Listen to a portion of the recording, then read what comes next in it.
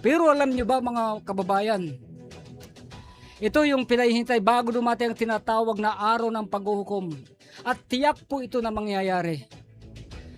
Lahat ng ating pinagpaguran, kung wala kang Diyos sa iyong sarili, wala kang pananampalataya sa Panginoong Diyos, bagamat magkaiba-iba ang ating paniniwala at iba-ibang pangalan ng ating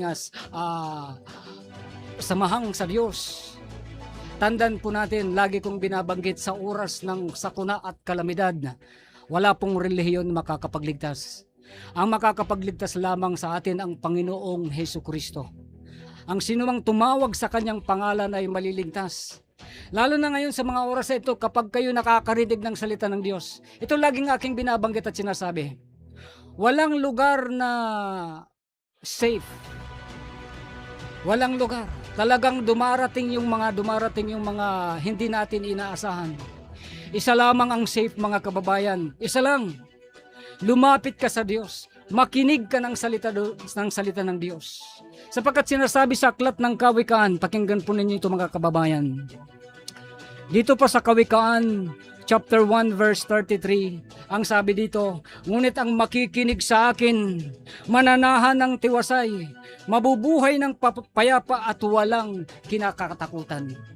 Sa King James mga kababayan, aking babasahin dito po sa Kawikaan, chapter 1 verse 33, ang sabi dito, ngunit ang nakikinig sa akin ay tatahang tiwasay at tatahimik na walang takot sa kasamaan. But whoso hearkeneth unto me shall dwell safely and shall be quiet from fear of evil. Amen. Gaya ng sinabi ko kanina, walang lugar na hindi safe. Pero magiging safe lang tayo kung ang puso mo, ikaw, ang puso mo't isipan, nakikinig ka ng salita ng Diyos, lalo na dito sa himpilan ng DYFE. Ito lang ang tanging radyo na Christian ministry. Dito ka makakarinig ng salita ng Diyos. Doon yung safe ng Panginoon.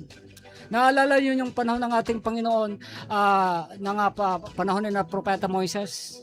Ang Israel bago ilabas sa Ehipto, may 10 mga kalamidad na ipinadala sa Ehipto, pero gisecure, ginasafe ang mga tapat na mga Israelita, nga napatuloy na naglilingkod sa Diyos. Ganun din sa ating panahong kasalukuyan. Maging tapat ka lamang, lalong-lalo na po itong nababalitaan natin. Huwag nawang mangyari dito sa ating bansa, pero hindi natin pwedeng pigilan ang kalooban ng Diyos. Ano ba yung kalooban ng Diyos mga kababayan? Darating yung panahon, ang lahat ng pinagpaguran natin ay mawawala. Natatandaan nyo ang sinabi sa aklat ng Lucas, pagdating ng anak ng tao ay matutulad sa panahon ni Noah. Ang mga tao ay nagsisikay, nagsisinom, nagsisipag-asawa, ngunit hindi na nila namalayan. Biglang dumating ang baha. Ganon din ang pagdating ng anak ng tao. So yung unang panahon dalang tao, ubod ng kasalanan, pinulbos ang lahat ng tao sa pamagitan ng baha. Ang naligtas lamang si Noah at ang kanyang pamilya. 8 lamang ang naligtas ng dahil sa tubig. Pero sa ating panahon ngayon mga kababayan, baliktad po. Yung pagbunaw ng mundo, kababayan, hindi tubig. Napapansin natin, grabe ng init, grabe ng sabi pa nga, kahit magluto ka ng itlog sa bubungan ng sasakyan mo, talaga makakapagluto ka. Alam nyo ba sa banal na kasulatan, mga kababayan, ito ang ating kinakatakutan.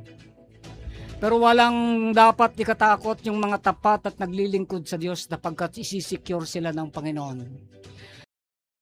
Naunawaan ba ninyo ang mga pangyayaring nagaganap sa buong mundo?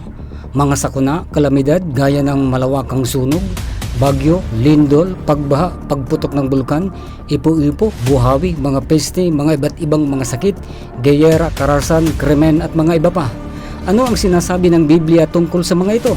Alamin ang katotohanan sa programang Kahandaan sa Pandaigdigang Pangyayari ayon sa Biblia. Samahan po ninyo ako. Ito po ang inyong lingkod, Pastor Brother Joel Balyedo, tuwing Miyerkules, alas 3 ng hapon hanggang alas 4. Dito lamang po sa 97.5 DYFE FM Tacloban, unang tugon ng pamayanan.